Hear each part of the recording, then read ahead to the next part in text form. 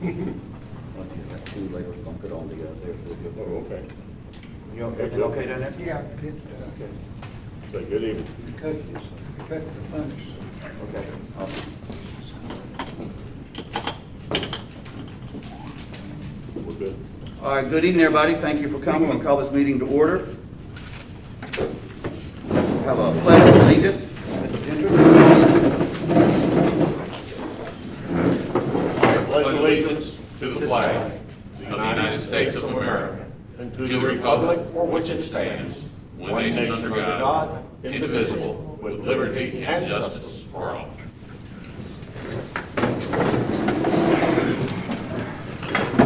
Thank you, Mr. Nelson.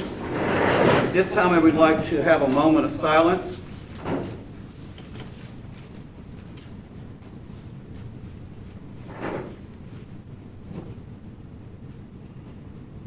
Thank you. Gentlemen, we now come to the time of our meeting for the agenda approval, and I believe the interim county manager has a couple of notations or changes on our agenda. Item 8, gentlemen, will be merged into my item of the same, under 12. 9B will be moved under Mr. Laws to 10C. And item 12H will now include property and economic development. I believe that covers the necessary amendments to the agenda, sir. Okay, thank you. Gentlemen, hearing there, do I have a motion to approve the agenda as amended? I know your motion. Do I have a second? Second. All in favor? Anybody again? Okay, there we go. All right. Moving along, we now are going to look at our minutes from August 11th, 2020, and special minutes, and also August 11th regular minutes. You have those in your package, gentlemen. Mr. Chair, having reviewed those previous to the meeting, I move that they be approved as submitted. I will second. We have a second discussion. All in favor, say aye. Aye. That's unanimous. Okay, we are done with the minutes. We now move to public comment. Our first one is Cindy Harmon. Good evening. Good evening. Ready? Is it right here? Yes, ma'am, please. Okay, just tell me when. Go ahead. Are you ready? I'm ready. You tell me when you're ready. Okay, I'm ready. Okay. It has been almost 7 months since I requested, through a public record request, access to the Sheriff's Department's records. During this time, you implemented an illegal public record request policy. I still have not been provided access to these public records. 3 of you commissioners even participated in an illegal Democrat executive committee vote during this same time to stop one of your fellow commissioners from being placed on the ballot for this year's election. You 3 are responsible for this fraud called Rupa Roos, who quite frankly would fit in nicely with you 3 Democrat men.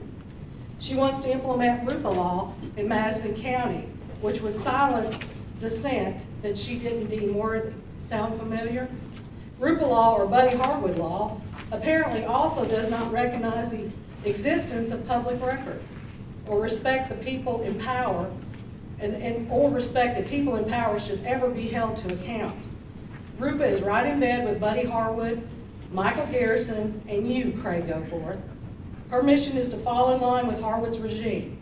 This woman's baggage reaches across several counties in our state, and I have only begun exposing her. It will be a stain forever you 3 will wear, just like the Mark Pullum stain. These actions by you 3 prove only one conclusion. You are hiding something, and you are scared to death of anyone finding it and exposing it. So I ask you tonight, what are you hiding from the public?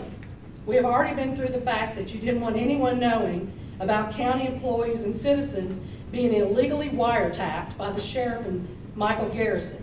Maybe you don't want anyone knowing about the inside dealing of the ambulance contract that cost the taxpayers $1 million over 5 years. I wonder, could it be that you three do not want anyone knowing how far over budget Harwood has gone every year?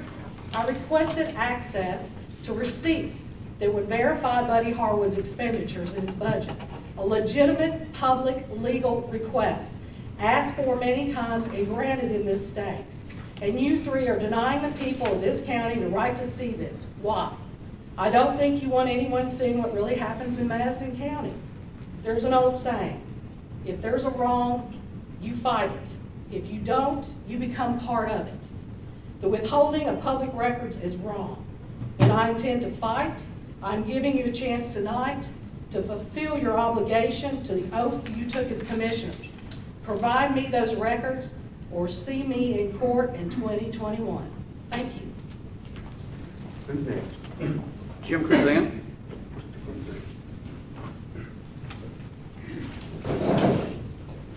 Y'all know why I'm here. It's over my comp time that I accrued during the time I was a deputy. And I hope you show me a little more respect than you did Miss Harmon, grinning, looking all around, laughing. That's bullshit. You're leaders of this county. I'm just asking a question. Am I gonna get my comp time, or are you gonna keep putting me off? That's all I'm asking.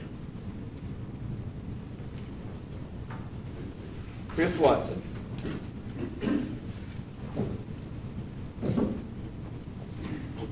Good evening, gentlemen. The other day I was walking down the street in Marshall, and there was a couple, well, there weren't couples, there was a couple of folks crossing the street, and they were having a lively political debate, which is, part of the great things about this country.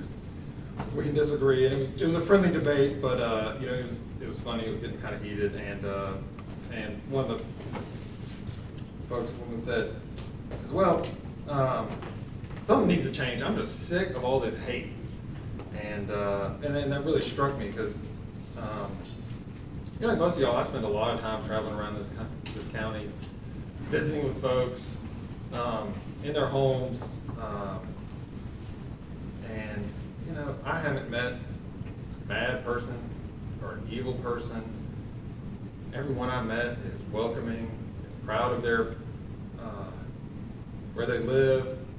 They're proud of their homes, and but what I see is most of them they're pretty anxious, they're pretty scared, they're pretty uncertain about what's going on, and in a lot of ways that fear and that uncertainty is being manipulated into anger and being used to pit neighbors against each other and divide us as a community. And we've got some enormous challenges in this county, and you all know more than anybody. And I just ask that as elected officials, as representatives, everyone in this county, that not only do you abstain from using divisive and fearful and contemptuous languages, but also really stand up to people that do and say, hey, we can have differences of opinion, we can have different political views, different spiritual traditions, or whatever, but we all have to work together, or we're not going to solve these problems. And we need to bring those differences to the table, and we need to debate those different approaches to our problems, and find the right solution and the best solution for our county. And we're not going to agree that those solutions are always going to be the same, but I appreciate y'all's willingness to work together as a board, and I want to thank you for my time. Benny Gaddy?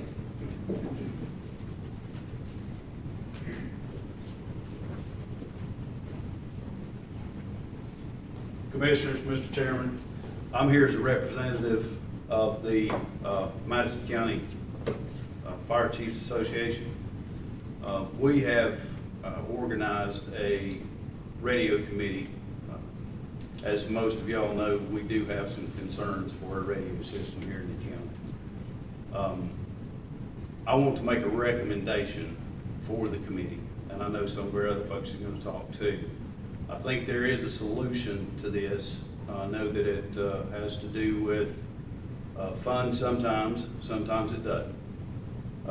One of the solutions that I want to recommend for the county and for the fire departments as well as sheriff's office is having issues too. and y'all are well aware of that, is that we start an evaluation process of each radio site that we have. You know, there's some urgent needs, we feel like, there's some needs that might not be as urgent, but it's gonna give us some leeway so that we can have a solution maybe in the near future to be able to have the funds to be able to repair the radio system. We're not really sure about how many years it's been since there has been maintenance. That, you know, we've had some time from 10 years to 20 years that we know of, but we feel like that it's very urgent. Not only is it urgent that we get that done, it's a life safety issue, not only for law enforcement, but it's a life safety issue for the fire department, it's a life safety issue for EMS workers.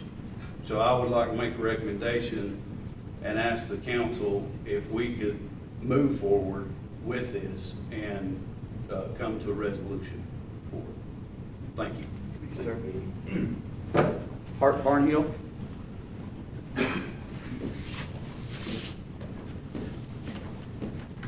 Good evening, fellas. Good evening. Again, I tried to write a speech, as I always do. You're just going to have to cut me off in 3 minutes. This is near and dear enough to my heart that I can speak openly with you. In the last 2 weeks, I've taken my family to Laurel River Trail once, Laurel River Pullouts once, and Max Patch once. I showed 3 of you pictures of Max Patch from this last weekend. I was appalled. I have never been to a place in this county and seen it trashed the way Max Patch was. I understand that that is a lot of federal property, but we do have some county property up there, and according to federal law enforcement, there had to be 2 permits issued for the number of people that were there, one from the county and one from the feds. I don't know if that was done. If it was, I would sure like to know who in this county thought it would be okay to let 350 people camp up there. I can't imagine any of y'all would be okay with that. It was insane. I can't imagine that any of y'all are okay with the way they trash Laurel River every week. That's also insane. Mark, I know you've seen Lover's Leak regularly over the summer. It's getting more and more crowded. And the same people that are pushing for tourism and this pollution that I have been complaining about for 2 years, from all this tourism traffic, all this tourism feces, and now literal garbage. Our rivers and mountains are getting covered in other people's garbage. And we continue to promote tourism like it's the only option we have. We are actively in lawsuits with or against a legitimate business that is following all state guidelines. There is now an appeal, which means that local residents are open to countersuit for damages. The same people that are pushing that are pushing tourism. Our comprehensive plan is 15 years old. Our zoning and planning board, as far as I understand, aren't even meeting. We need zoning and planning badly. We need to push tourism where it should be, somewhere around 3rd or 4th as far as an income garnering industry. And it is an industry. It creates pollution. The #1 source of pollution on earth is cars. The second biggest is feces. I know one thing about tourists, they bring cars and feces. And we can't handle it. You can't walk in a river without walking through 6 inches of shit on the bottom of it. And I apologize for my language, I apologize for my attitude. I always try to come in here well-informed and calm. I'm shaking, I'm so mad right now. I've been shaking all day trying to deal with this. Trying to get hold of Brandon Bryson and Levy Roberts. Somebody that will go up there and say something to these people and say, you can't leave this like this. Because in the state that we're in, they're too busy. They're at Sliding Rock, they're in the cradle of forestry. They're all over western North Carolina and the Great Smokies. They can't get here. But locals can. And they will. Thank you. Chief Emerson Franklin.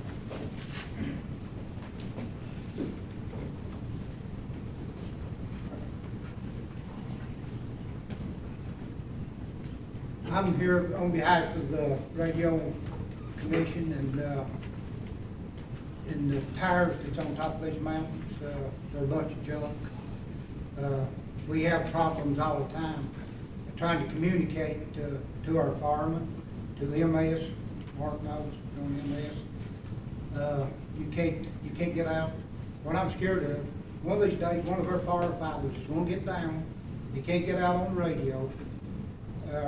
We're gonna be at somebody's house, we can't get out on the radio, we need ambulance quicker, get there, and get more help. We're doing CPR and stuff. But, it's just like last Saturday, I went on a call.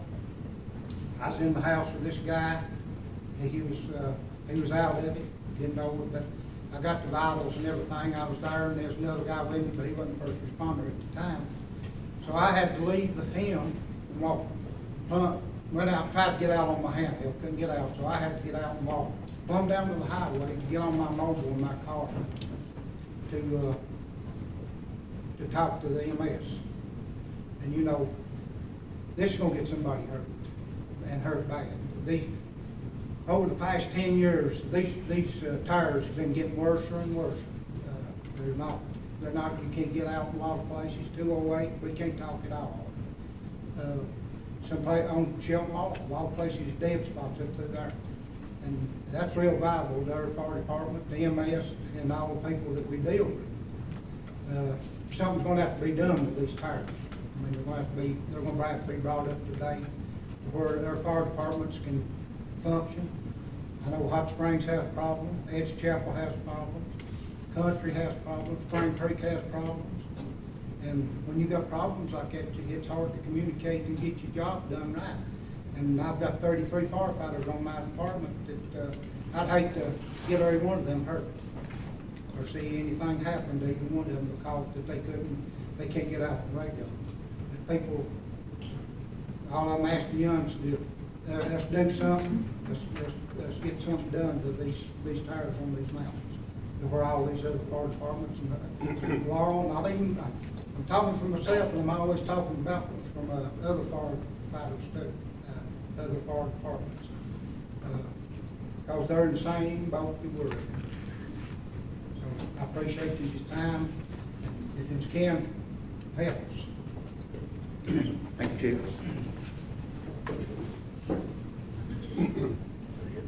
That is our end of public comment. Mr. Gentry, I think you're gonna take the number 4, auditor, sir. Yes. You will find at your place the 2019 audit from our accounting firm. And their partner, Mr. James Vince, was supposed to be with us this evening, but he informed us this afternoon, and you got a copy of the email. He very likely has COVID and is unable to travel. The good news is, and his full report that he was going to give you is also included with the audit. This audit has been submitted and has been approved by the state without exception in the local government commission. So it is for your information. We do not have to approve it. The state has already approved it, again, without exception. And at a future meeting, James will be happy to come up from Atlanta and answer any questions that you have. Thank you. Mr. Chairman?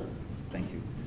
Moving up, point number 5, Commissioner Wechtel has something to talk about the Constitution Week, sir. I do.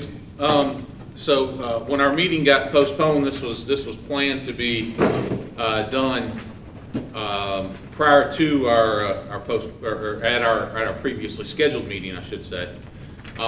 So we are a tad bit late, considering today is the 22nd. We barely got in on it. The designation of September 17th through September 23rd is Constitution Week, and in recognition of that, I have a proclamation that I would like to read. Whereas September 17th, 2020 marks the 233rd anniversary of the drafting of the Constitution of the United States of America by the Constitutional Convention, and whereas it is fitting and proper to accord official recognition to this magnificent document and its memorable anniversary, and to the patriotic celebration which will commemorate the occasion, and whereas Public Law 915 guarantees the issuing of a proclamation each year by the President of the United States of America designating September 17th through September 23rd as Constitution Week. Now, therefore, I, Matthew Wechtel, by virtue of the authority vested in me as Commissioner of Madison County, North Carolina, do hereby proclaim the week of September 17th through September 23rd as Constitution Week. And I ask our citizens to reaffirm the ideals of the framers of that the framers of the Constitution had in 1787 by vigilantly protecting the freedoms guaranteed to us through this guardian of our liberties, remembering that lost rights may never be regained. In witness thereof, I have unto set my hand and caused the seal of the County of Madison County, North Carolina, to be affixed this 22nd day of September 2020 of the year of our Lord. Thank you, sir. Signed, Matthew Wechtel, and I will hope that my fellow commissioners would agree to sign that as well. And want to recognize the Daughters of the American Revolution for helping provide the necessary documentation on this. Sir, Well, thank you. do we need a vote on that? Okay. I move that we adopt the proclamation as presented by Commissioner Weckel. I second. Discussion? All in favor? Aye. Any against? Okay. Thank you, Commissioner. Thank you, guys. Oh, very welcome. Next on our list is Caleb Dispenza, our Emergency Services Director. Caleb?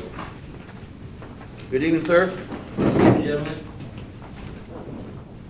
in just a moment, I have a brief PowerPoint, non-slide, just to accentuate the information here.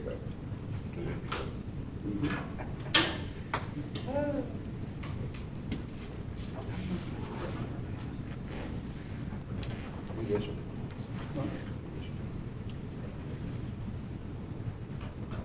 You know, we probably need to get some of those lights down a little bit. Okay. Matt, you've read that very well. Thank you, Good sir. job, Matt. Thank you again. Thank you, guys. I told you my grandmother was a member of the DAR. It was a big deal to her, a real big deal. So I celebrate that with you. I appreciate it. Thank you.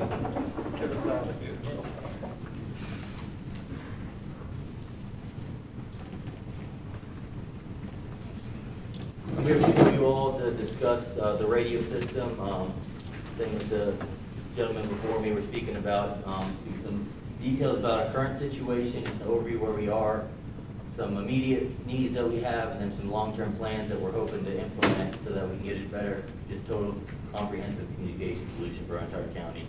It is more up to date with modern standards. The problem right now basically is our current radio system is at the end of its lifetime. It's in need of replacement. It's subject to outages, it has interference, it has significant coverage gaps. We just cannot depend on it, and it is a critical infrastructure as far as life safety goes, public safety. And again, what we need is just a comprehensive solution. As a long-term plan, as a short-term plan, we need to fix a couple little things just to keep us moving until we can get a bigger plan done. That's what I'm gonna go over here. Just to give you some info, what we have going on right now, the big knob wall repeater is the one in red there. It's the general area of it. It covers the Mars Hill and this side of Marshall area. What happened is, it's a little more background. The wall repeater services the Sheriff's Office, Mars Hill Police, Marshall Police, and then State Highway Patrol as needed when they're in that area. What happened was on October 30th, the antenna failed. So that repeater site basically went down that day. We moved the radio equipment on the ground to an adjacent tower at that same big knob site, just temporarily, so that we still have some communication, but they are operating at diminished capacity, so they're definitely not where they were, which is already in need of improvement. We ordered a replacement antenna, but those are custom made, and it's gonna take about 4 to 6 weeks before it can be installed. And most of the delay in that is just delivery time. Once we get it in, we should get it up within a couple days. We're also working with the FCC regarding interference at that site in particular, coming in from outside the county somewhere. In addition to that, Rich Mountain, which you've heard a little bit about, covers Hot Springs, so the Laurel Fire Department, Country, Hot Springs, Spring Creek, Walnut, a few other departments too, depending on what area they're working in. That tower's been having a lot of issues too, and we've been working on getting quotes to replace the fire repeater equipment on that. And that's something we're gonna bring to you next month for hopefully a vote, and we can move forward with the short-term improvement project on that tower.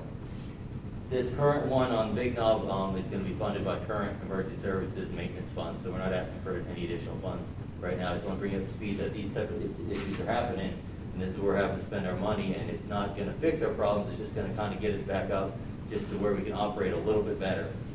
Caleb, are Yes, you sir. talking about getting it back up working Big Knob? You talking about getting it all the way back up, you got it on the ground now, or what are you talking about? No, what we have, at the Big Knob site, there's two towers, there's two, just radio towers basically, they have all sorts of communication on. One is the state highway patrol tower, they own the tower, and that's our main one for fire and for the law repeaters. The law repeater on there, that antenna, the antenna's at the top and the actual repeater equipment's in a cabinet on the ground. The antenna's bad, so we had to move the big hardware on the ground, all that, and the duplexers, all the equipment there to the adjacent US Cellular tower. It's about 200 feet away at that site. It's not quite as high, and we're actually borrowing, Mars Hill Fire Department was generous enough to let us use their fire antenna at that site, because that's the best alternative we have at that site to keep comms up, and then we move that on. They're using an EM antenna, which is not as good as the antenna they had, but they're still up on that site. But basically what we need to do is get the antenna, the main law antenna fixed on the State Highway Patrol tower, so we can move all our law equipment from the USL tower back to the original site. You got a price on that? Yeah, it's about $5,000. Yeah, it's in your pack. Yep. Okay. And Caleb, sometimes we talk and you help me understand this, and I may be a little slow, you may have to pull me around the corner. Somebody said that our towers, or we don't have them up at the rate they need to be, that we could go to 100, they're at 89 or 90 or something, or frequency-wise, help me with this. Yeah, with our current system, the equipment itself is rated for 100 watts, but it runs through a duplexer, and you lose some of the wattage in that transmission. There's ways with new equipment to have, say, instead of 100 watts starting, we can have 150 or 250 watt capable piece of equipment, and that way we can crank it up to our FCC limit, which is 100 watts, and that'll get better coverage. It'll basically just be like you can almost visualize it like a brighter light shining out in the radio spectrum. So that additional power going up 20%, 25% from what we are right now. That'll be another kind of short-term improvement that we can do if we replace some of these repeaters, especially the Rich Mountain one again that we're hoping to bring before you next month. Just a more powerful system will really should help us out in the short term to get better coverage in these areas where they're having trouble getting out on their handheld portable radios, and even some places on their mobile radios, which are 5-7 times more powerful than a handheld radio, even though they're having trouble in those with those in some places here. So that new equipment there will be more sensitive, will be more powerful. You don't know exactly how it's going to work with any of this until you actually implement it and test it out, but it will definitely be an improvement from what we have right now. So real quick, Caleb, did the antenna just go bad? Did it get struck by lightning? What happened? We're not sure. They, the maintenance vendor ran a drone up there and didn't see any damage to it, but we won't really know till the tower climber goes up, brings it down, we can inspect it, what the actual problem is. They're also gonna inspect the transmission line at the top, because it could be a problem with that too. We're just not really sure, just because of where it is. We have to get someone up there that's qualified to climb it and basically tell us what's going on with it. So the transmission line is what, just like It's basically coax cable? Yeah, it's similar to that. Yeah, it's basically cable running from the antenna all the way down the tower into the equipment cabinet. Okay. What's the age? That equipment, it could be 20 years old. It's hard to find a lot of the documents on quite a bit of our radio. It's outaged, it's life. Oh, yeah, absolutely. It's absolutely end of life. And part of that's in the following parts of this presentation I have for you, just where we are and where we need to go and how we can get there. Because a lot of our equipment across the county, radio-wise, at these repeater sites is just... So we'll be quiet and listen, you'll tell us all this, go ahead, I'm sorry. Yeah. So just more info on we have 4 repeater sites. The bottom one there you see is Ducket Top. It's on Doggett Mountain, Spring Creek area. It's got a fire EMS repeater, an EM repeater, and a law repeater. The top left one is Rich Mountain. That one also has all 3 repeaters. That top right one, next to the word Laurel, that one, it only has a fire EMS repeater site on it, and it's a lower power than the other 3, but it is one of our repeater sites. And then the one all the way on the right is the Big Knob one, the one we were talking about replacing that antenna right now. That's in the works. So I've been in contact with a consulting firm called Mission Critical Partners.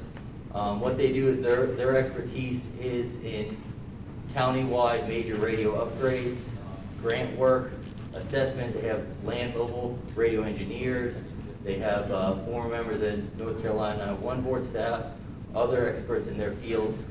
And what we were wanting to do is either use them or a similar consulting firm to come in here with their experts and their knowledge, do a full assessment of all our tower sites, speak to each one of our responding agencies, what their needs are, test our coverage in the area, so we can have an assessment now of what we currently have, and then also with all that consulting and interviews with all the stakeholders, find out what do we need. With all of that, we can put together a plan, and they'll put this together. These are what our options are, these are what the costs of each one of these options are. With that entire document, phase 2 of this would be to go have them hopefully write a grant for us, which we more than likely can get funded at no cost to the county for the grant writing services, and then pursue grants. There's grants out there through the 911 board and through other agencies, as you can say, where we can bring money in from outside the county, because these major upgrades are in the hundreds of thousands of dollars at a minimum. So it's realistically, this is the best way financially for our county to do it, I believe, is to get out there and get a grant. But to get a grant at that level, we have to really cross our I's and dot our T's, to make sure it's, or dot our I's and cross our T's, apologize. To make sure that we do it right, because there's counties out there that are doing these grants right, and they're getting this money in, and we need to start getting some of this money in too, to improve our radio system across the board. And that'd be a long-term project. That wouldn't be something that's happening in the next 6 months. This would be an ongoing thing. But if we start now, within a few years, we will have something new.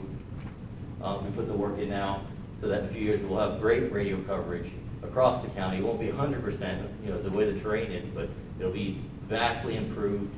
The responders will have better communication. EOC will be able to communicate back and forth to them, regardless of where they are in the county, and it'll have a system we can really depend on. So in conclusion, the current repairs we're working on, Big Knob, and then the Rich Mountain one, which we'll bring to you next month, and then begin the process of the comprehensive communication solution for the county-wide radio system. Thank you. All right. Thank you, Caleb. Thank you, Caleb. Thank you. So where are we at? Somebody pull the Caleb? lights back up. Where are we at with the group you got together for it? With the radio committee, I know we got 3 bids, and what do those bids consist of? we have 3 bids that is for the Rich Mountain fire repeater system. So that's on Rich Mountain. There's a fire EMS repeater that's used by fire and EMS. There's a law repeater and there's an emergency man repeater. We're talking about just replacing the fire and EMS repeater on there. It's the one having the most problems in that area. It's the one Chief Franklin is speaking to you about. When he was having trouble getting out, that was the one he was having trouble with. The 3 quotes, one of them's from our current radio vendor, one of them's from another Motorola vendor, and then the third one is from tape vendor, which is a different radio company, but very qualified for this type of work. They're the high level, just like Motorola is. They're not quite as well known of a name, but that's what those 3 quotes we had came from those 3 vendors. So we're digging down, go with one of them like yesterday. Yeah, To get this fixed. yes, that'd be the best thing, to go with one of them. The radio committee. And this is just gonna get us fixed for now. I know we're looking at something, 2, 3, 4 years down the road. But is those quotes include simultaneously when they set the tones that they go off whatever repeater? No, right now, the repeater sites, it's all analog and they're not networked together. So if you talk on one tower, you're only talking on that tower. The modern way to do it in most places is to have them IP connected. So basically have an internet connection at each tower. The towers all talk to each other. And so I key up on my radio, and you're on the other side of the county, you're on a different tower, you can hear me, and we don't know the difference that what the network's doing. It's doing it all behind the scenes, kind of like going on the internet, computer to computer. So I hate to interrupt you guys. Mandy, would you check Wayne's trying to get in? He says the host, he can't get into the meeting. So if you'd check with IT for us, please. Okay, I'm sorry, I didn't mean to interrupt. She needed to know. Yeah. So are we gonna be able to do that without replacing all the towers? Yeah, the one, especially the one, the tape one from It was a radio communication company. Theirs is fully implementable. There's a few open standards as far as modern radio system. There's DMR, and then there's P25. P25 is what State Highway Patrol uses with the Viper system. DMR is another open standard. Those are the two main ones. This one's fully able to do both of those, as well as our current analog system. So hopefully any new upgrades we do, we would be able to use a lot of this equipment. Okay. But we, again, can't guarantee until we actually know what we're gonna bring in, because there could be problems with one or another, but more than likely that would be able to be connected to whatever new system we have. Caleb and I want to review our conversations. You find in your packet the first piece for which is in his budget. We have no problem, he's spending money within his budget. The second. You're talking about the repair, for people watching at home, Yes. you're talking about the repair of the antenna system. Yeah, the talking big about knob the big antenna. knob. Big knob. Singular, big Right. knob. Big. The big knob is the one right now, which is about $5,000. That is, I'm not asking for any extra money. Right. It's being paid out of my current budget. Okay. And that's underway as we Yep. speak. Yes. Within the next month, of the 3 proposals for this next phase, and that's what you're talking about. Yes. That will be brought back to us. We've got to figure out exactly how we fund it, okay? We know our budget's tight. And he's going to present to us the final proposal, looking forward for beginning with the grant, and that's all in the works. So tonight, this doesn't take any approval, because it's already in his budgeted funds for Big Knob, right here. And by 3 weeks from now, information will be specifically coming back to us for the next phase, Okay. okay? So, okay. Now- That's what I was wanting to know. We're getting this done. We're not putting it off. We're not saying we don't have money.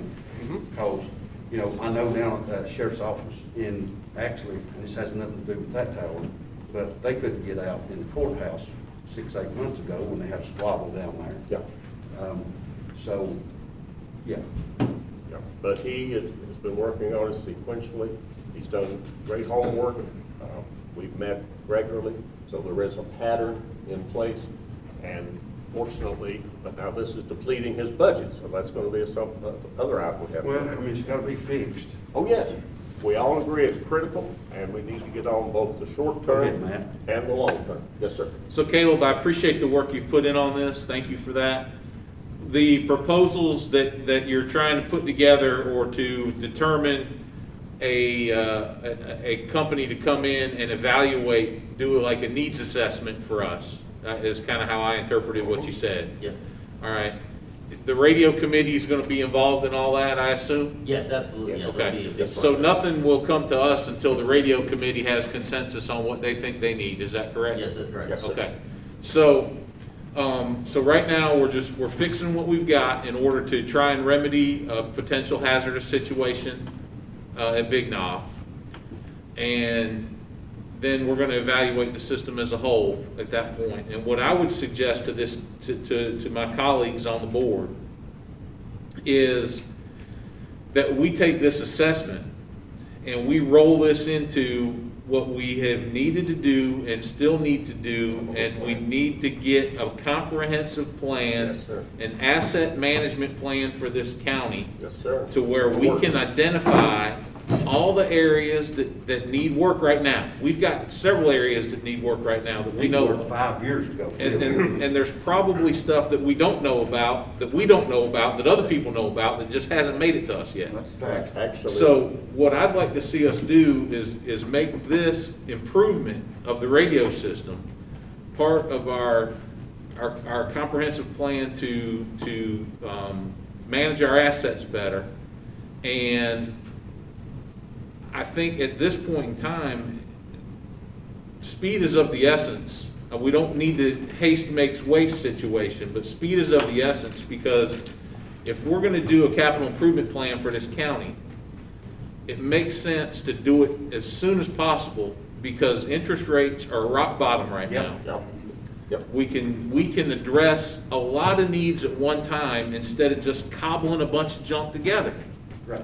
And that's why I was asking. I agree. When those 3 bids, is to get us on the right track. Absolutely. Gentlemen, in our property section, we're going to be, and we've had these conversations among us, The beginnings of those plans are actually in the works. They're going to be discussed later this evening. Very good. Yes, sir. Thank you very Yes, sir. much. Thank you. And I want to compliment Caleb and Lewis. They have done an enormous amount of work. And for all of you guys in these fire departments and all the other people that need this, I hope you realize that this group of people take this seriously.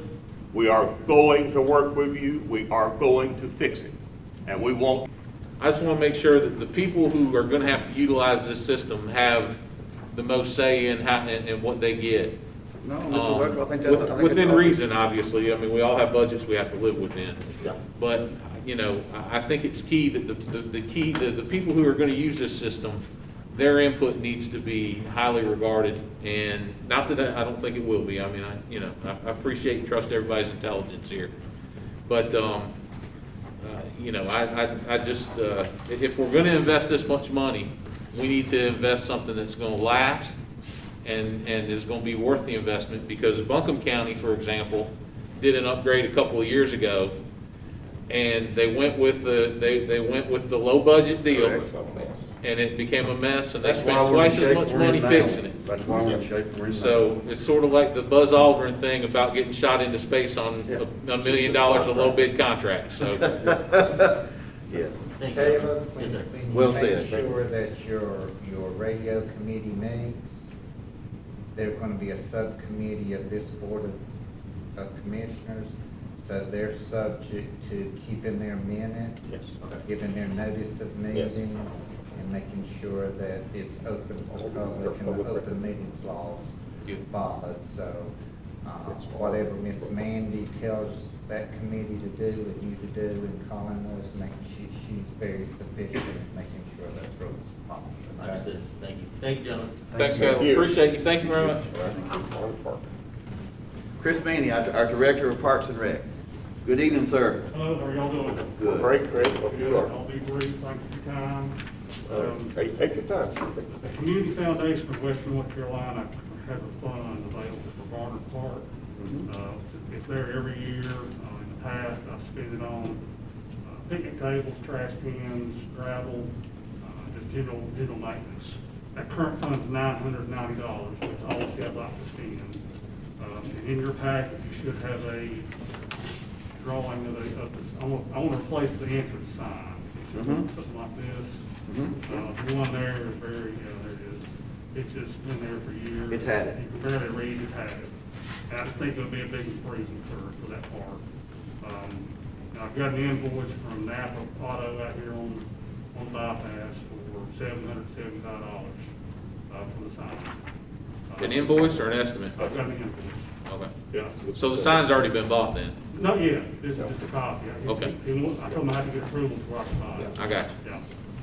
And so that'll leave a little bit left over, and I'll buy a lot of gravel with the remaining funds.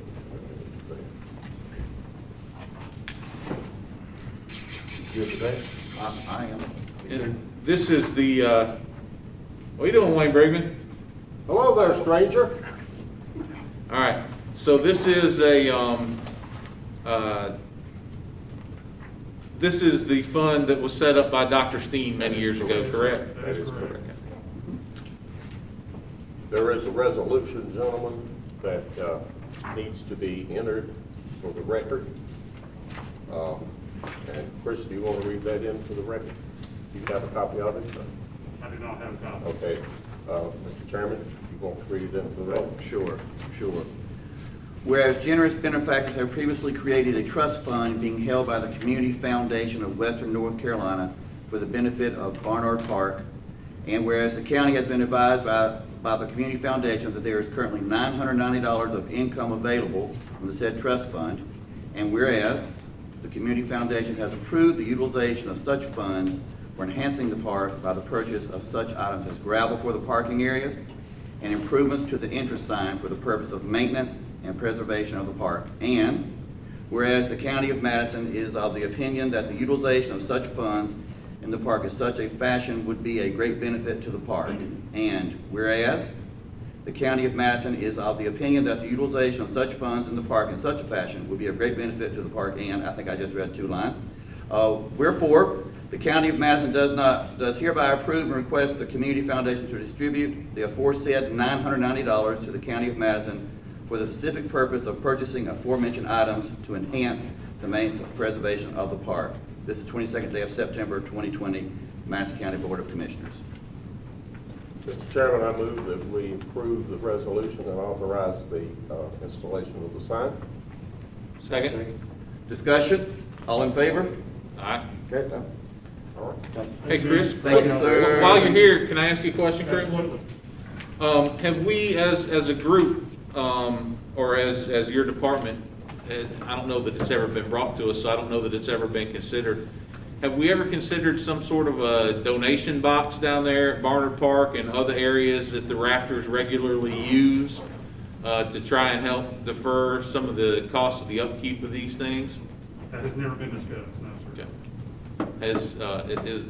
Does this board think it'd be something worth looking into? I mean, the federal parks have them everywhere that you can make donations and stuff, and I don't know how effective they really are, but is it something this board would want to look into rather than? Each company does pay a fee to use Barnard Park. Each rafting company does? Yes, sir. Okay. Yes, they But there are kayakers and stuff like that people who utilize the park that don't utilize the rafting company services, right? That is correct. Okay. And even some of those, even people who do the rafting service might drop a tip in from time to time. It's heavily used. Yeah, so. Yeah. Well, I think it's worth it looking at. We have to have a mechanism to get that money out. You know, The people realize location. it'd be like a vending machine on the side of the road. Right. The location does make it kind of hard to patrol, you know what I'm saying, vandals and that sort of stuff, so. I don't consider that as well. I'll mute that just so. Every once in a while, we have to go down there and help people move along. Yes. But it's a good idea. Just a thought, Sure. maybe look into some options if we Absolutely. can. Yep. Thank you, sir. Wayne, I'm gonna mute you, you're giving us some static God there. bless you. Okay, moving right along, I know that number 8 is going to you later, Mr. Gentry, so Yes. now we're with Brooke Ledford, our Human Resources Director. Good evening.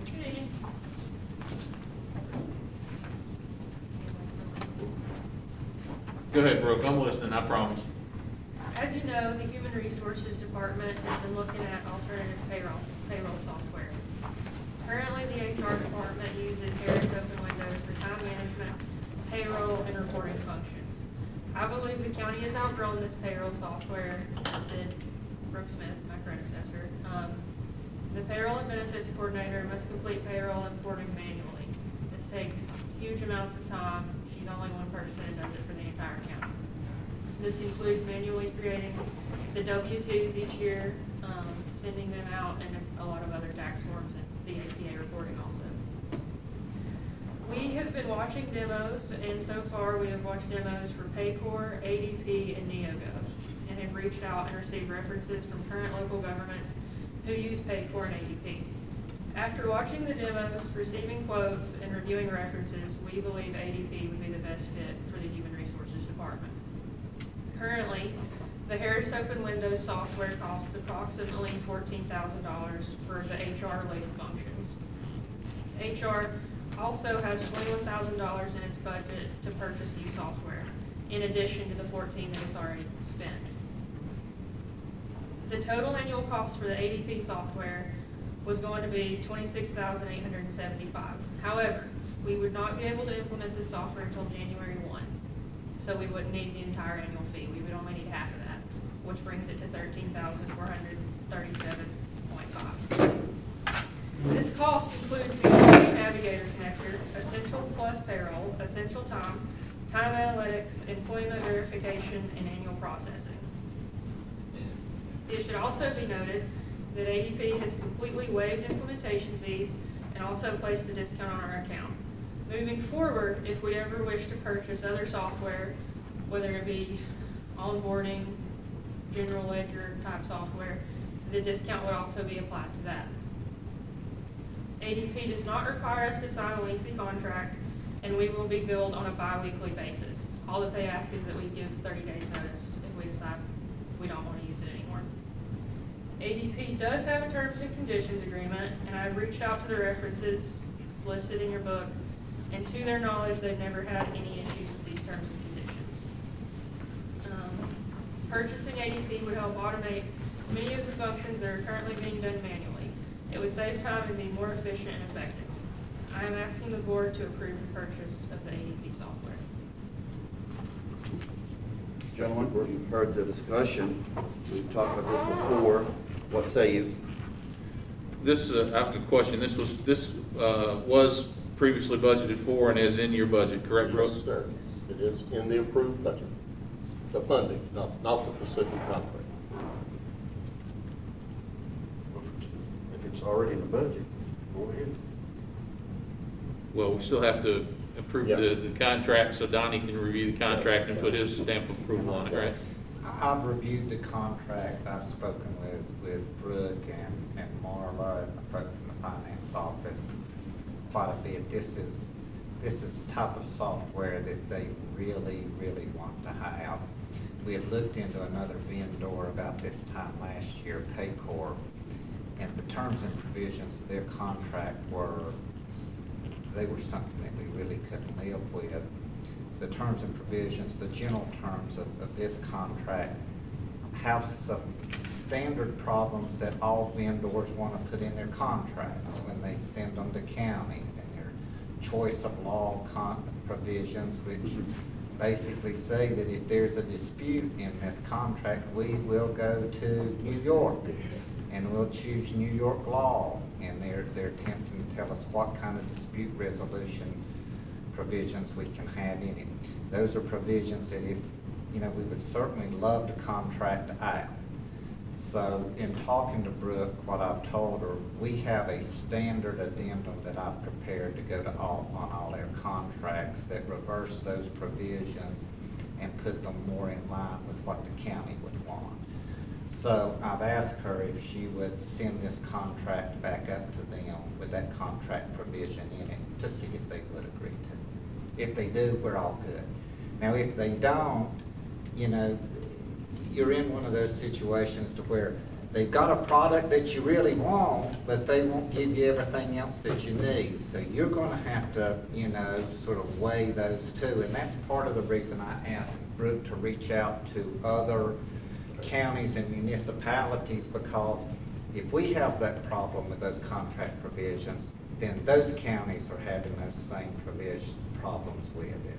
So from what I understand from talking to her, 2 of the counties that she reached out to, they signed the contract with these provisions in it that are not favorable to the counties. So they went ahead and made that decision. And my understanding is that they've not experienced any problems with those. So I would tell you, let's see if we can get in the contract addendum. If you can't get in the contract addendum, then it is, if y'all want to move forward with it, with those provisions in it, then that's certainly within your discretion to do so. I want to compliment Brooke and Marla and Carrie for doing enormous homework on this. It is clearly, as they view it, the most practical system, and we all know that ADT is the 800-pound gorilla in payroll to do.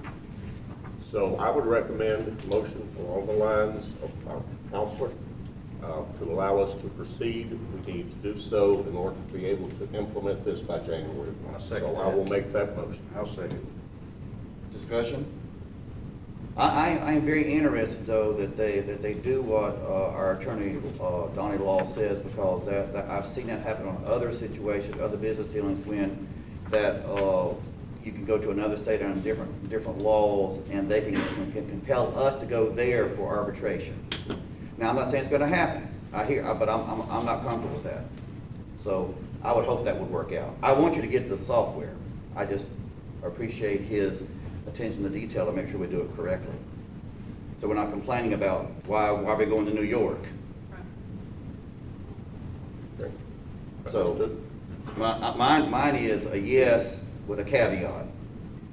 What Donnie said. Yes. Yes, it will follow on. We need to have a vote on it, Mr. Chair. Okay. I didn't know if you were done. I wanted to. No, I'm good. I'm I good. can't. This mask are hard to see when people are done. I'm good. I don't have any questions. No further questions here. Okay. All in favor? Aye. All in favor? Mr. Snell. Okay. Thank you. Well Thank done. you, Brooke. Thank you. Thank you, Brooke.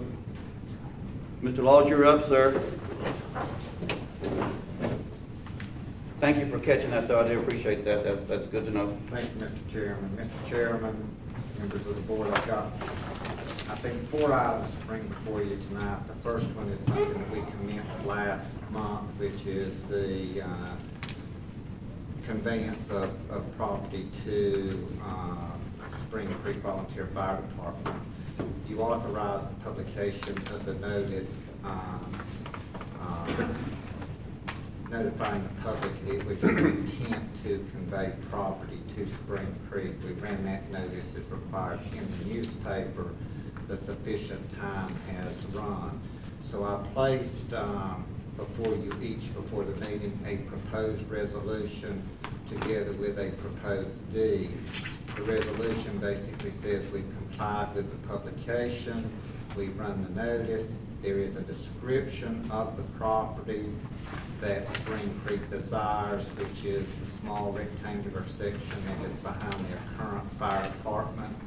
You can convey this property to them without any compensation, since they are a volunteer fire department which provides fire services to Madison County. That is something that is allowed in the statute that's cited in that resolution, which is 168-277. What I did, I found the deed for the property that they currently own right now. Formerly it was, you have to help me here, West Madison, is that the name of the fire department Yes. to begin with? They've changed their name, they are now Spring Creek. So the proposed resolution and the proposed deed describes the tract of land. I included in the deed the same language that was in the original conveyance when Madison County conveyed the property to them, I think, back in 1980. So if you still want to do that, now is the time. You've got the resolution, and if you adopt the resolution that's before you, it authorizes your chairman to execute the deed. So if you pass that tonight, you can sign the deed, and this will be a closed issue. I make the motion. I will second it. Discussion.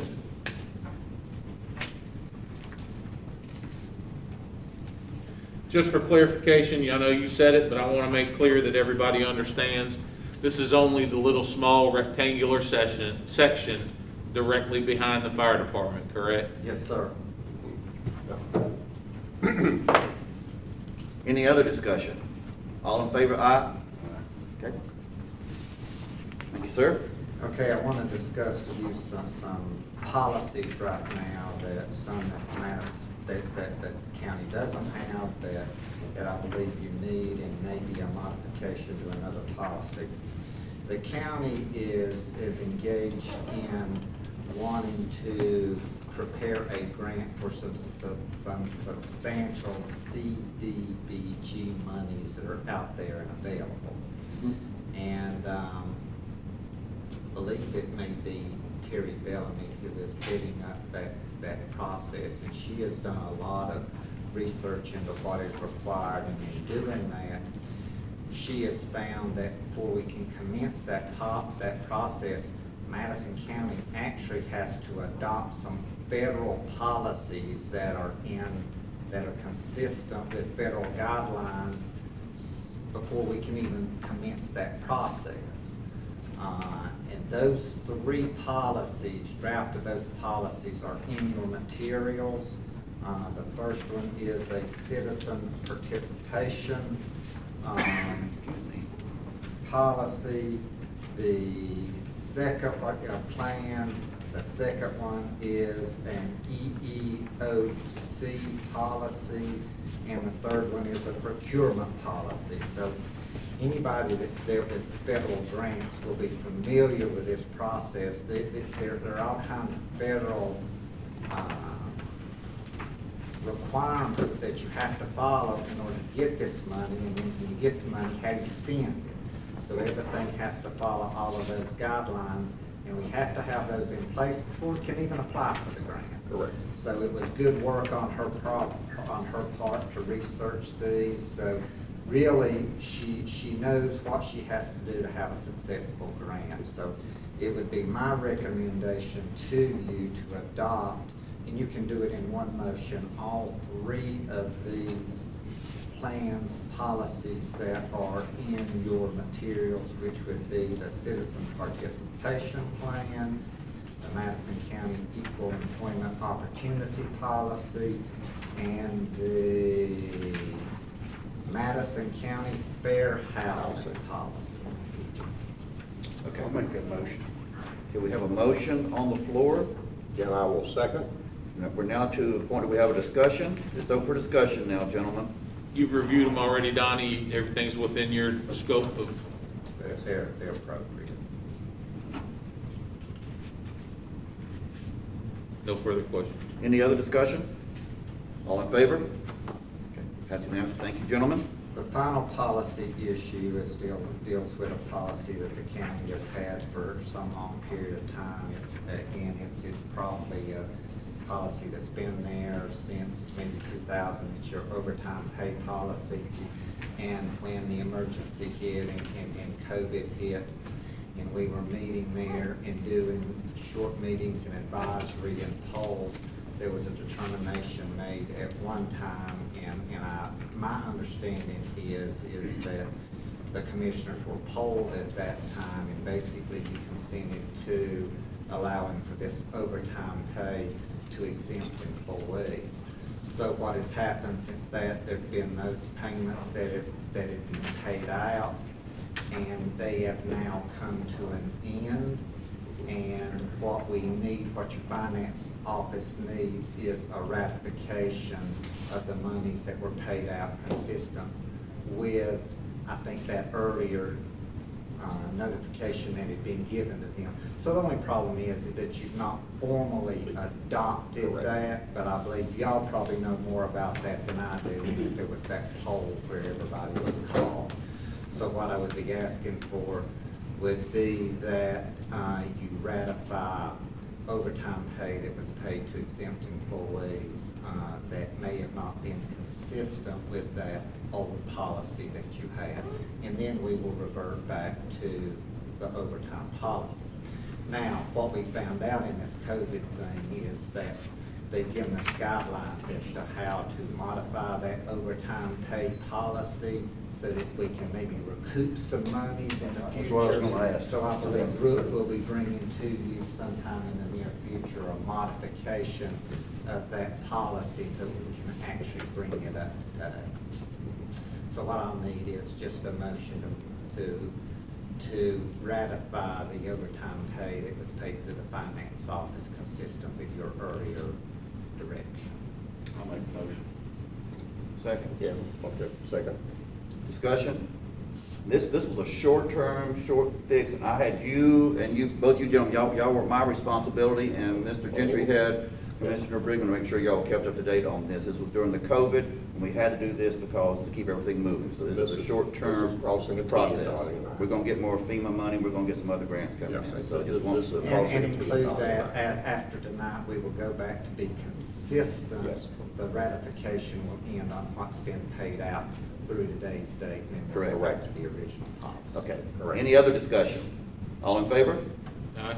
Okay, we're good? Thank you. Thank you. Donnie, thank you. Thank you, sir. Okay, this brings us to Carrie Ledford, our finance officer. Good evening, Carrie. Good evening, gentlemen.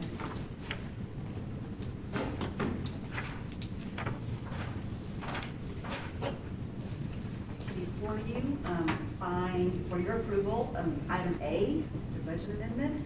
It's budget amendment number 3, to record some unexpected expenses for our IT department as they prepare to take over duties as the GIS mappers.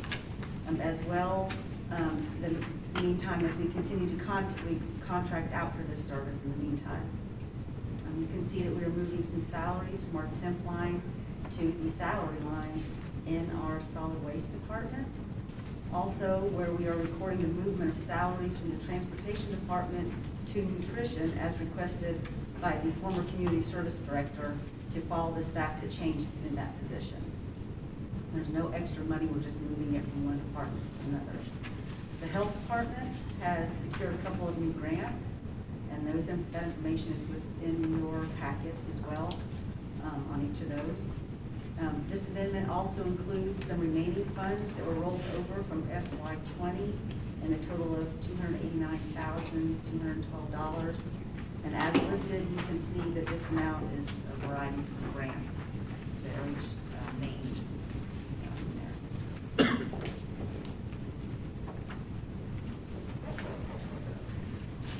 Approval.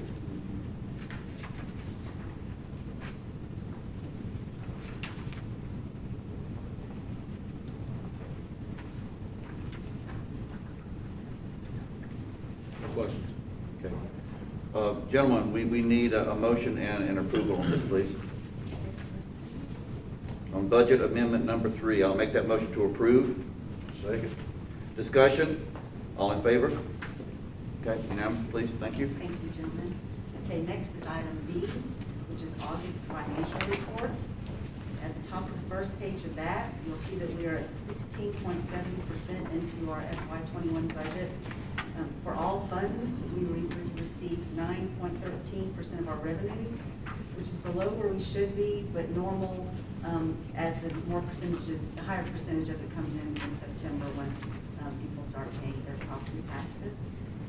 Our expenses are at 12.5%. Again, this reflects your departments being mindful of unnecessary or costly purchases while we determine what sort of impact the COVID-19 pandemic has had on our revenue stream. You comfortable where we are on the percentages? I am. Okay. You also comfortable that our department heads are following the protocol necessary for asking for money as far as requisition and POs and all that's going well? That, yes, sir. Okay. That is. Yep, you need approval for August? I don't think you need approval for the August, do you? No. Okay, so rock on. Okay, finally, item C, and I'm presenting for the tax office for your approval, the month of August's tax releases and refunds. And we do need to vote for this.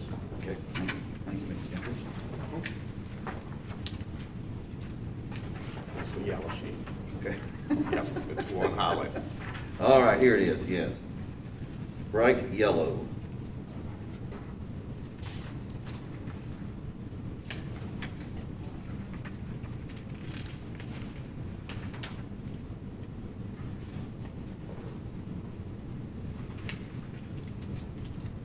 We need a motion, gentlemen, when you get a chance to look this over. I'm not rushing you, we're just saying when we do, we need a motion. Vote it up or down to approve. Make a motion to approve. Okay, we have a motion on the floor. Do I have a second? Second. I have a second. Discussion.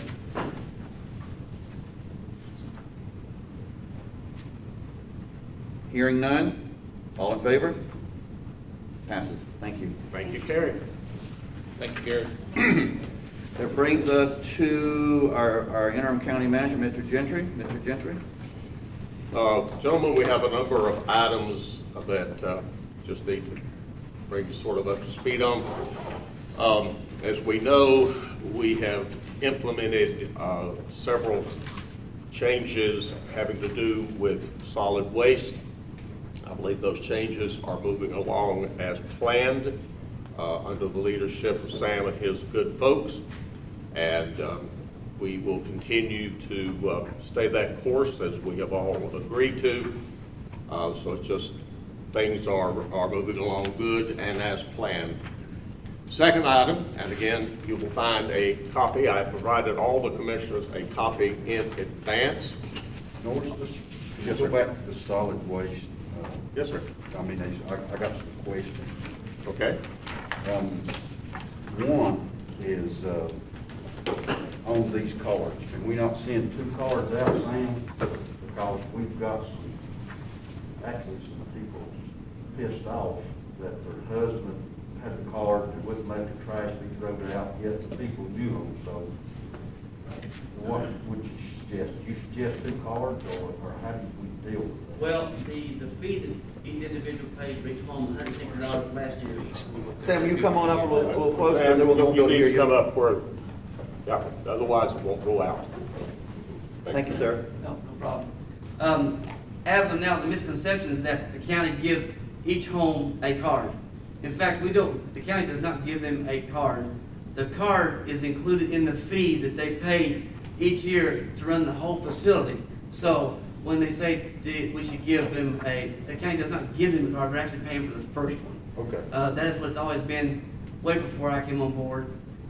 If someone is wanting a second card for their home, whether it be a wife or husband needs a separate card or whatever, those individuals have the right to purchase another card, separate from the $160 or $180 this coming year. Which is $10. Which is $10, correct, yes.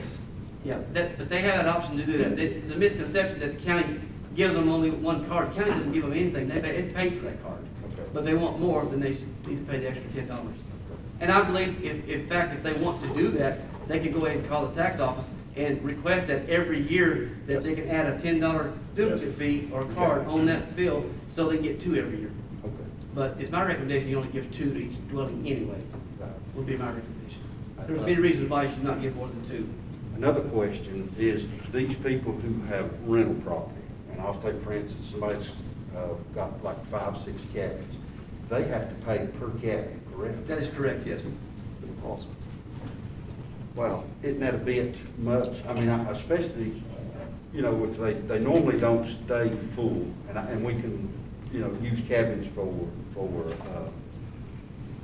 just trying to talk through this. But, you know, sometimes they don't get a bag of trash out of there in 2 weeks.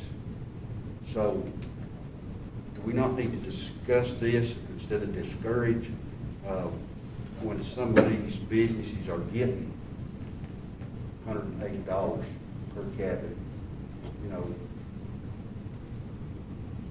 Well, we have. How does that go? Across the board, it's $180 coming year per each dwelling.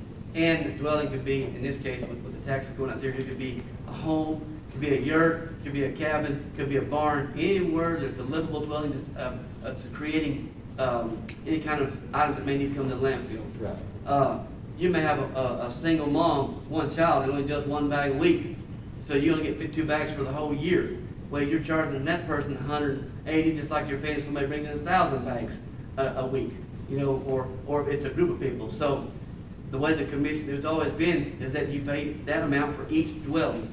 So if you're gonna start separating how dwellings are paid by the amount of trash that goes into it, then that opens up a whole different ballgame. Well, you're taking that out of context. I'm talking about one person owns say 10 cabins. Right. Well, they're paying $2,000 or $1,800 or whatever per year, Right. plus the dwelling they're in. Right. So that's what I'm saying. I was saying that was, you know, sometimes in the winter, these cabins wouldn't need to be rented at all. So that's what I'm saying. Yeah, we we got got people folks who that- have commercial who Right. is renting this, Right. and it's a pretty hefty price they're paying for each cabin. If the board wants to change how they charge folks, that'd be y'all's choice. Sammy, if somebody had an LLC, a limited liability corporation, they had 5 cabins in a certain location, and it was listed that this was the Wechtel Cabin Company. Hey, don't blame that on me Oh, now. sorry. The Don't, Go-Forth don't, Cabin. I voted to keep the fee lower. Don't throw some shade over here. I voted for it, Go-Forth Cabin Company. And it's 5 over here on one little block right here.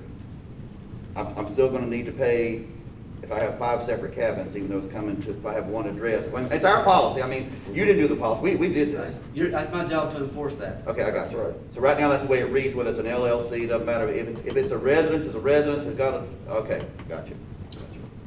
So, let me put this, say up here in Mars Hill, behind the hardware store. Does Marshall each- Commons? Yes, does each apartment get $180 charge? or- No, because they have a dumpster contract that's picked up by Waste Pro, so therefore it waives any fees that come at each one of those apartments. And as the way I understand it, I guess it's some discussion to go in the future, that we're not gonna be able to release those cards this year due to the state statutes that, for us to follow through as the enterprise fund. That being said, the only way I can release those cards is if all that trash is being picked up by a private hauler that's going to Buncombe County. Okay. If they shoot, in other words, to me, they're gonna say, hey, all of our cards get released, I'll say, okay, bring me something from your provider, your service at Waste Pro, saying that all this trash at that location is going to Buncombe County at that time. Is my understanding that I can release those cards at that time. But if all that material was coming to Madison County, staying in Madison County, I don't have the right to release that. Am I not correct? Attorney Law. Yeah, we've, and Norris and I have spoken at this at great length, and I think he will be talking to you a little later about updating your policies. Yes. When you have an enterprise fund, it's different than taxing properties. You basically have to charge everybody. And the state statute allows these, for an availability fee, which is what Madison County is, you have to charge every improved property, okay? Yep. Now, what you're gonna hear is that there's gonna be these charges that are gonna be sent out to a lot of folks that have never gotten them in the past. I mean, Madison County, you're gonna get a bill Yes. for it, because everybody that pays into this enterprise fund or uses it has to pay the fee, including Madison County government. Yes. Which there's no exceptions for it. What you can do, and what you did in the past, is that you can provide subsidies for folks that need it. The senior. Low income, but you did that for your elderly, you got that out of the way. Now, what Sam is telling you is that you do have that possibility of charging, not on availability, but based on what folks bring, the amount of use. You're gonna have to hire a whole lot of people if you're going to start weighing garbage and doing that. Or bag tags and everything So else. most small counties do the availability fee. Yeah. So according to these statutes, which Ms. Laurie down at the tax office did some extensive evaluation and research on that, and I think she talked to Sam and some other folks, so we're all on the same page with that. This is what we have to do. Now, what constitutes an improved property? Unfortunately, this man right here is going to have to use some consistent guidelines to determine what that is. And he can get that through the School of Government, but he's exactly right. You know, you get one piece of property, if it has 12 mobile homes on it, the general rule is you charge a card fee for every one of those. You have an apartment building, they're bringing their trash to us. It may be one building, it may have one improvement on it, but they're gonna be, 2 to 3 families in each one of those, so they're gonna have to pay for their card. So really, it's an availability. Now, it may not be exactly fair for what amount of trash you bring in, but that's what most small counties do. Now, what we've not had here under our ordinance, which is all the way back from 1999, so you need to revisit it, folks, you need to. Yes. We don't have a way in place that we've allowed people to do appeals, okay? So that's something that I would recommend you put in your policy. I mean, if you pay your taxes, you can appeal to the Board of B&R. So, you give Sam some guidance, you let him make a decision initially, and if somebody's dissatisfied with it, then we develop a set of rules so that you can have a panel, you can sit on it, or you can say who's gonna sit on it, and you can allow your citizens to appeal. And what we're looking at is treating everybody fairly with some kind of consistent guidelines. That's what people are wanting. I'll pay my share if John Doe over there pays his share. Right. So it's just setting forth some consistent guidelines. You can implement what those guidelines are and share those with Sam so that he'll know what to you know, how to do it. I mean, you can do that in your appeals process, so. Yeah, the ordinances that we have now are very vague in what you can release, and so with all the new types of dwellings and the dirt and things like, there's a lot of different avenues that, they're different now, it's different times, so the ordinance that we have definitely needs to be gone through, because my time is coming here in the next couple weeks, and those bills go out, people that want to get released, I'll have to be doing some decision making, basically. Yeah. And Sam and Lori and Donnie and I have been working on that. Now, your point tonight, Mark, is a bit of a new twist, but as we work through this, we have got to be consistent. And we've got to make, it's like collecting the old property taxes. Our inconsistency and our failure to do got us down to a 90% rate. And the bottom line here is, yes, we're tightening up. There are going to be people who have never paid before, right down to the county, because the county is paying to the enterprise fund, which is a standalone enterprise. And as we look toward this whole policy and other uses that we move through, there's a lot of room to tweak this thing. And we are probably going to work through this now, and it is. But as we move forward, we need to look at these other revisions that we need to do. And part of that will come out of how this plays out and how it works out. But we're working on consistency. The tax office and Sam have been very good to work with. And we will follow up on that. Thank you, All right. sir. So I'll add one thing, though. The example that you gave, and I understand it completely and understand the point that you're coming from, but that really is no different than to someone who might only live in the county for part of the year. Correct. So if you have a snowbird that only resides here 3, 4, 5 months out of the year, they're paying that fee and they're not using their card 12 months out of the year. So I understand, while I understand where you're coming from, and I sympathize with the people who have multiple tenants and or do Airbnb or whatever they might do with cabins and that sort of thing. I mean, ultimately, I guess, at least in the short term, until this board were to decide to do something different, those people need to pass that fee on to whoever their tenant is, in whichever way, whether they include that in the part of their monthly rent or their Airbnb fee, whatever the situation might be. You know, because again, if we're gonna single one group out, then, you know, we open the door for 20 more groups to stand up over here and say, well, we want to be single, we want an exemption too. So, you know, I would caution you about jumping on one cause before, because whatever cause you jump on, there's going to be a dozen others. I'm asking. Yeah. The other thing that I would like to If I was gonna mention. jump on something, it'd be this radio stuff. Well, which we need to do too. That we're working on. While we've got Sam up here, and I know not to put Sam on the hot seat, but we had, you know, there have been a couple of situations, and Sam and I have talked about this, so I'm not ambushing him in any way, where a spouse had the card, but the wife had the trash. Now that can be remedied by them buying the $10 card, is a simple solution.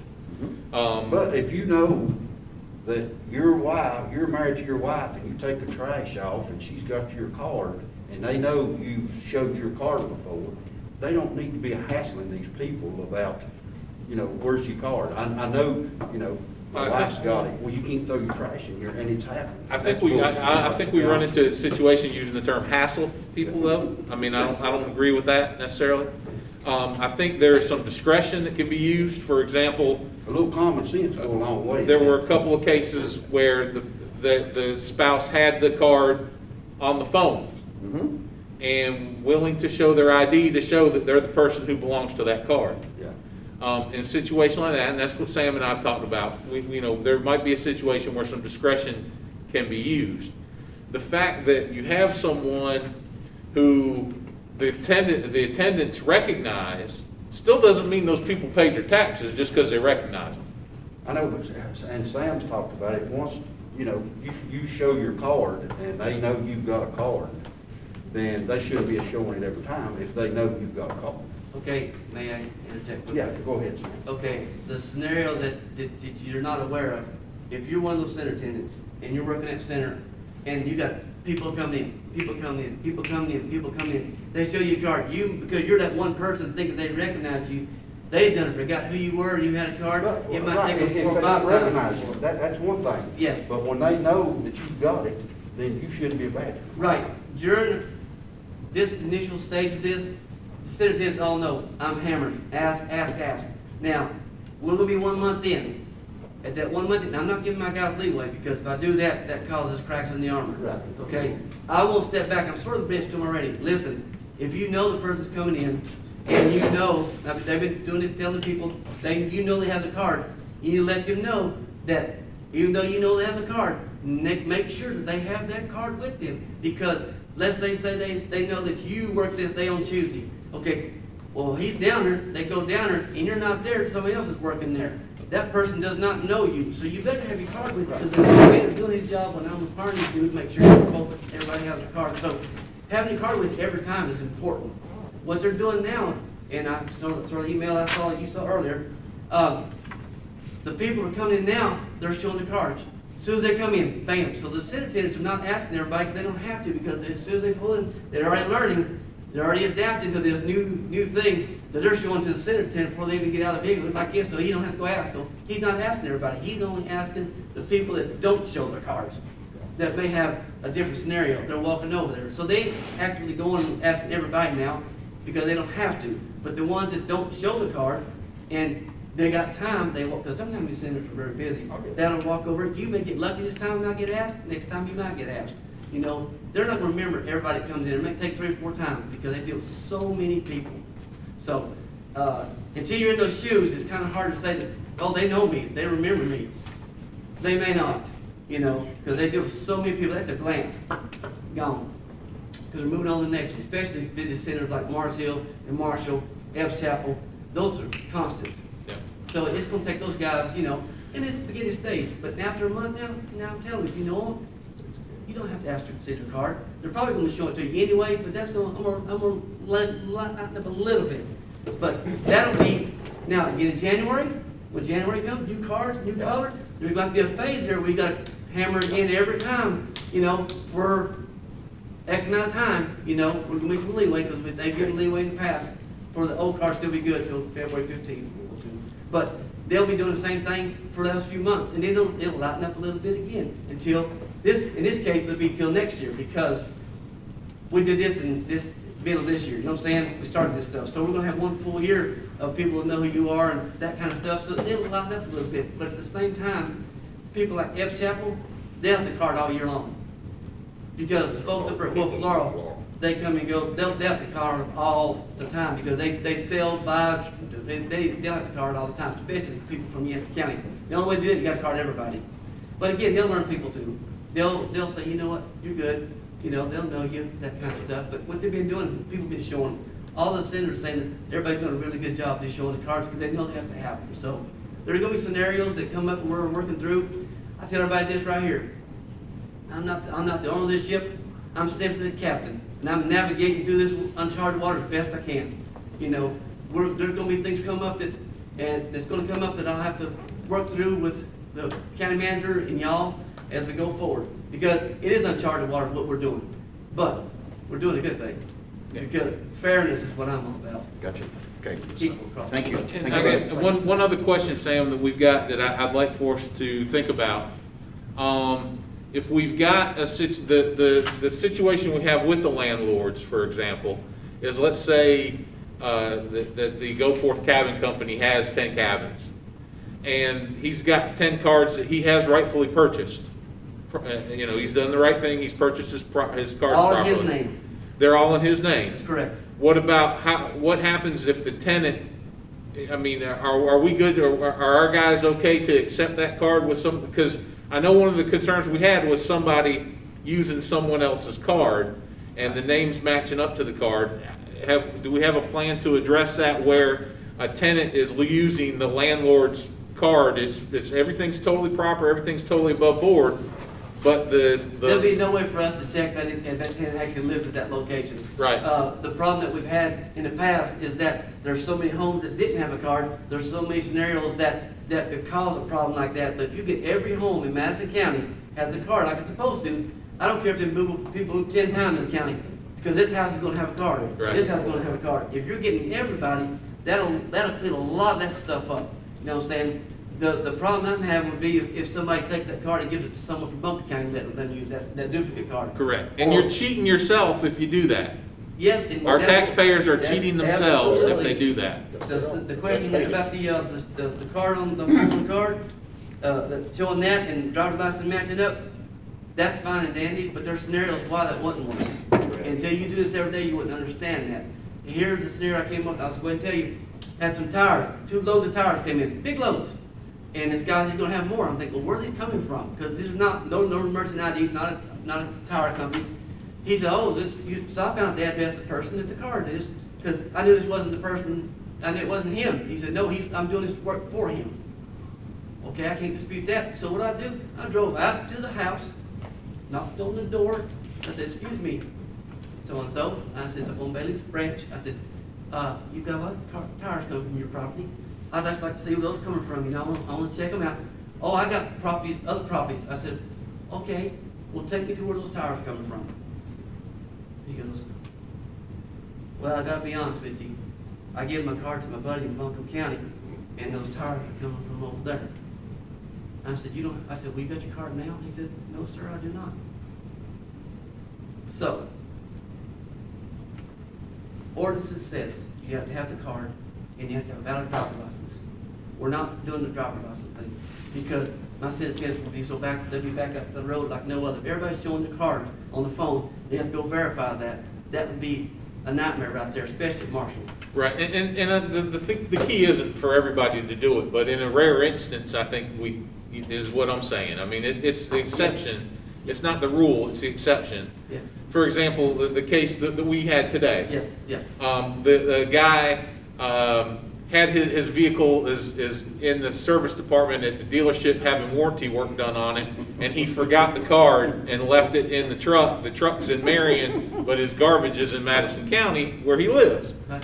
And so he needed to dispose of his garbage. He had the card on his phone. He was willing to show his ID.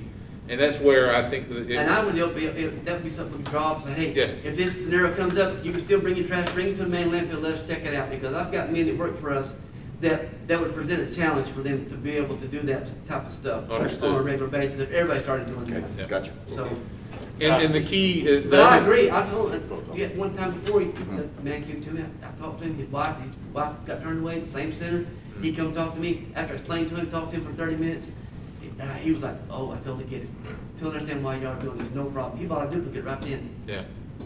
Thank you, Sam. Bless you. So, yep, thank you, Sam. Appreciate you and your guys that are doing this. I know you guys have taken some heat and all that. I would encourage you to keep asking people for their cards, because I know some of the smaller centers where people recognize people and stuff like that, it's a lot, the high volume centers, it's difficult. But in That's where the problems are at. Yeah. You never hear Spring Creek, Sandy Mush, Yeah. Shelton, Laurel, ever. But- It's these high volume ones. But we still don't know, the key thing is to ask for the cards, because we don't know, just because we know that person doesn't mean they actually paid their taxes. That's correct. And so, I mean, They have I no- encourage you to keep asking, is what I'm saying. But this new billing cycle is going out from the tax office. I'm very confident. I've been over with Diana many times. I feel really, really confident what's going to be coming out to the homes, and these little gray areas that we have are going to go away. But we still got to stay true. We got to keep asking for cards always. Sam, thank you for coming. Thank you, Sam. Sorry to put you on the hot seat there. Oh, no worries. Thank you, brother. Mark, you good? Yeah, I'm good. Matt? Carry on. So now let me come back to the statement that got this all going. In the grand scheme of things, it is going well, I think, but the discussion was good, and we'll have more of them. All right, next subject. Everyone received in advance the plan, now twice approved by the DSS board that Craig and I both sat on. And what we are asking tonight is the official approval of the elimination of the Department of Community Services, merging all components of that into DSS, with the exception of transportation, which will become its own new standalone department. All of this has been followed through by the state. All of the appropriate agencies have checked off on it. Bottom line, when it's all done, we will have a much more efficient operation, and it's actually going to save us some money. So I reviewed all of this with you guys in advance. Here is another packet. And so what I am asking for tonight is the official, so we can do this effective October 1, and all the agencies are set, the state is set, everyone ready to go. That tonight we will do what everybody from Mecklenburg to Polk is already doing. And so the services, with the exception of transportation, will come under the umbrella of the Department of Social Services. No one is losing their job. Certain vacancies that have stood open, including 2 supervisory positions, will not be filled. That's where a large part of the savings is. We do have a couple of things relative to the new freestanding transportation that we will take up in personnel after a while. But I am asking that we follow through on this. Enormous work has been done by a number of people. I've taken a little work on it, but a lot of people have put effort into this. It is, again, a major improvement and actually saves the county money while providing better services. Okay? And I know we've all discussed this, and Wayne too, he's there. I have it with him. So, Mr. Chairman, based on that, I would make a motion that we follow that plan and do as we have discussed, prepared to make it a function effective October 1st. We have the motion on the floor. Gentlemen, do I have a second? Second. We have a second. Discussion. Discussion just for the sake of letting people out there know what's going on, because Chairman Gentry and I have already talked about this previously, so unless something's changed that I don't know about. No, sir. The veteran services will still, will remain down at the senior services, at the senior center in Marshall. So there would be no change to affect, that would set the veterans into a bad situation there. And what we are prepared to do, once we officially do this, we're going to go on an information campaign, okay? So that the public will know, everyone will know.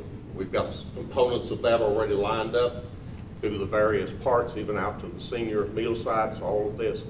And so there will be a full information so that people, from the public's point of view, it will appear to be almost seamless. You're right. Yes. Yeah. And nothing has changed from the presentation that I gave each of you gentlemen individually, including Wayne. Yeah. Hearing no further discussion, all in favor say aye. Aye. Thank you, gentlemen. This is a major step forward for the county. All right. If you look in your packet under C, get it here, we have a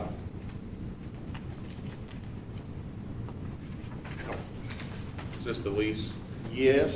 It's under D. D, I'm sorry. No worries, under My- D.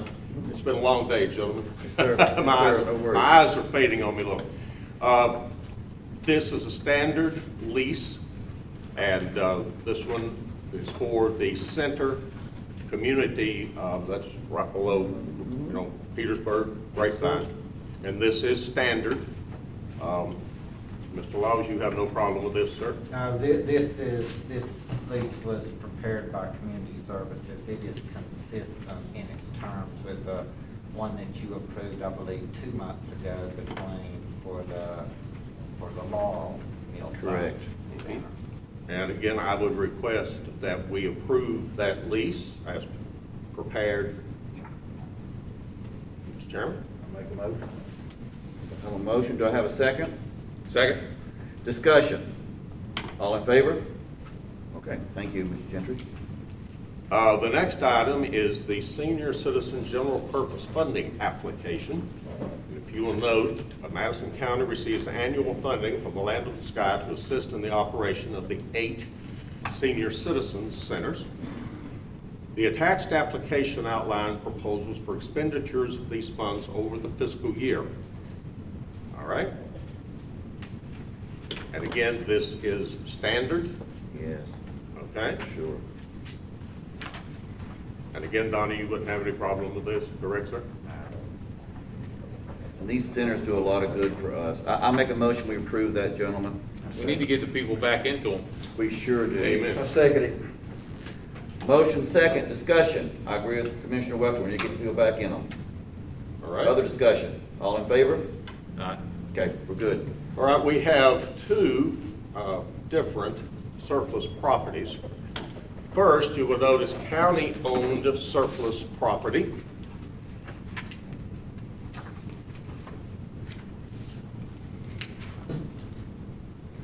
I'll let you gentlemen read through that. The attached paperwork.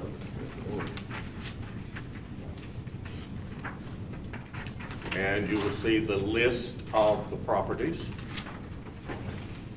I'm trying to get to it here, Mr. me Chairman, too. but I've already read it, and, There's a hard copy, sir. thank you. Yes, sir.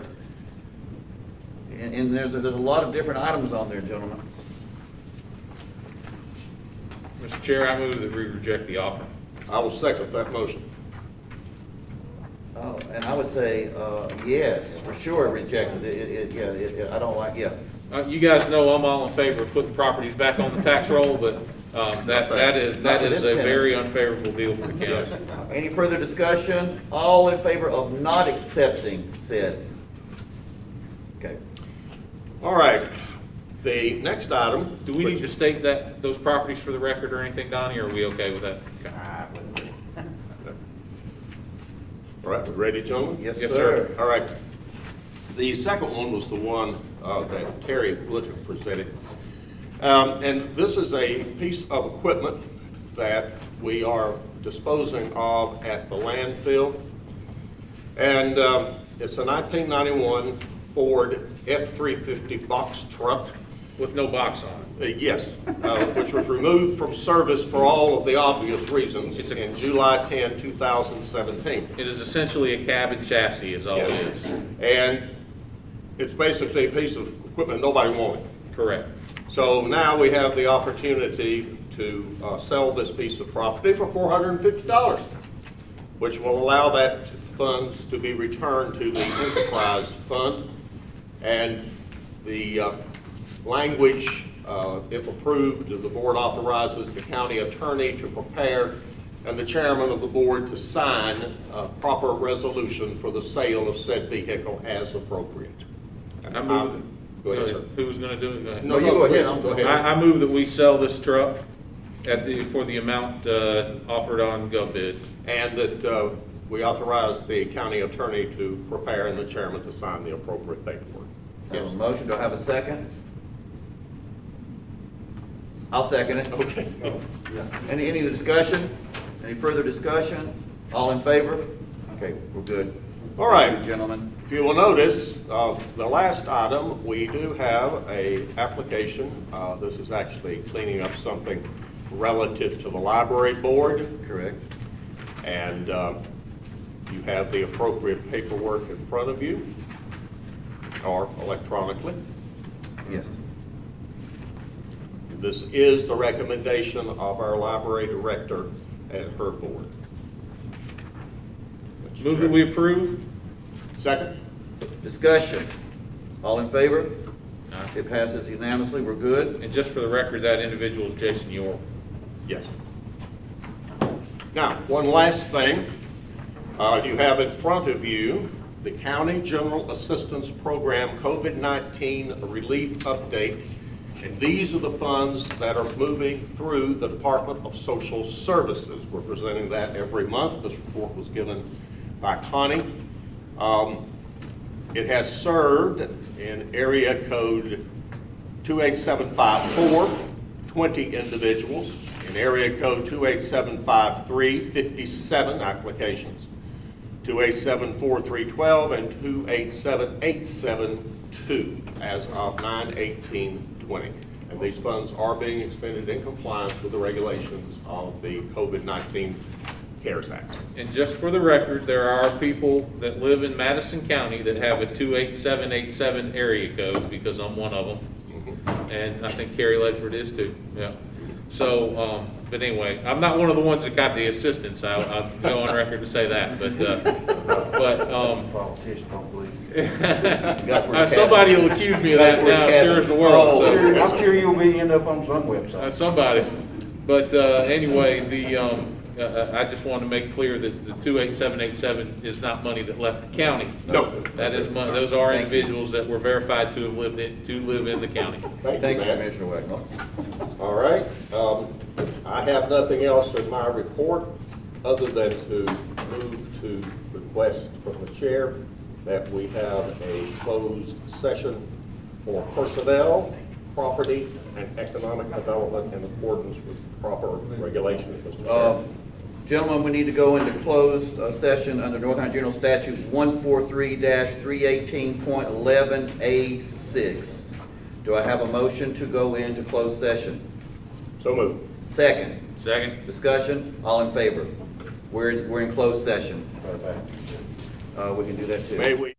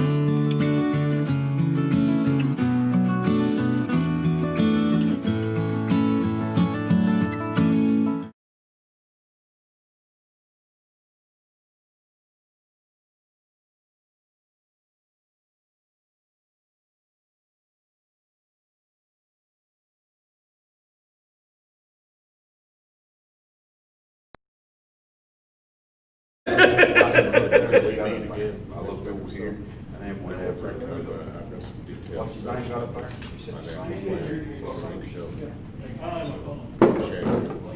Sometime next week. Yeah, just let me know. Oh, yeah. Let me know, we can do a little longer time if we need to. Well, that's what I was gonna say. Yeah. Brooke, that's what We you might want to said no. All home now. Told me in to speak. Flashlight. Yeah. Matthew, sounds so good. Thanks, sir. We are back in the open session, Mr. Chair. Are we back on? I don't know if we're, Hang on. Mason, we on? Okay, my bad. just give us a high sign when we're I'm on. still signing, so I gotta go to bed. Man, we've got So the audio's on, but the camera isn't. better set up. Just so you know. Okay.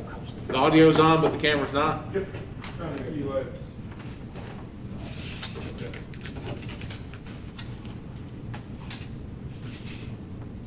Should be good to go. Okay, very good, thanks, guys. All right, gentlemen, we're back now in an open session. Well, we need a motion to go back into open Make session, a correct? motion, we go back and. Oh, Charlie did that, I'm sorry, do we need a, okay, who have motion? Second. All in favor? I'm sorry, I thought we already did that, gentlemen. Pass my time. We just did do it. All right. Okay. All right, the first item I would like to put up is somebody to make a motion to approve the closed session general account minutes for January 28th, April 14th, and May 29th, 2020, April 14th, 2020, and January 28th, 2020, because we're going to open them to the public because they're no longer needed due to. These are the minutes due to the Madison asphalt. Okay. Correct? Yes. Correct. Yes. I'll make a motion. Got a motion. Second. Second. Discussion, all in favor? Okay. Our next issue then, we will go to personnel then. Brooke. I'm requesting the official approval of Bertha Ann Payne as the temporary COVID response technician. for the I will courthouse. move. Second? All in favor? Brooke? The Emergency Operations Department is requesting the official approval of Kristen Davis as a 911 telecommunicator. I'll make a motion. Second, all in favor? The nutrition program in DSS is requesting the approval of the Center Community Center Mill Site Manager hire request for Linda Osborne. So moved? Second. All in favor? I am requesting the pay raise for the transportation dispatcher, Tamara Huffman, and to increase that salary to $29,000. It- I'll make a motion. Just to be clear, this is because of additional duties that she is taking on. We're not giving, Right. it's not just a random raise. She's taking on additional responsibilities. It's part of the reorganization. Correct. Yes, sir. Make a motion. Second? All in favor? I'm requesting that the board approve the addition of the part-time administrative assistant position to the Transportation Authority. It'll be a 25-hour per week position.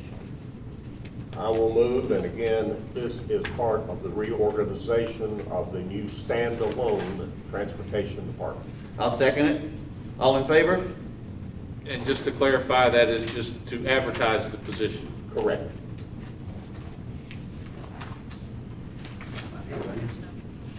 That's it? Do Very you good. want approval on the change of posting and salary for planning and zoning? Do we have to have that? No, that's. Well, yeah, we don't think we have to do that. Oh, no, I'm just asking. Okay, gentlemen, we've come to that time where I would like to have a motion for adjournment. Make a motion. Second. All in favor? Bless you. Good night. Everyone rest well, God bless. Thank you, everybody. Very good meeting, gentlemen. Quit your damn laughing.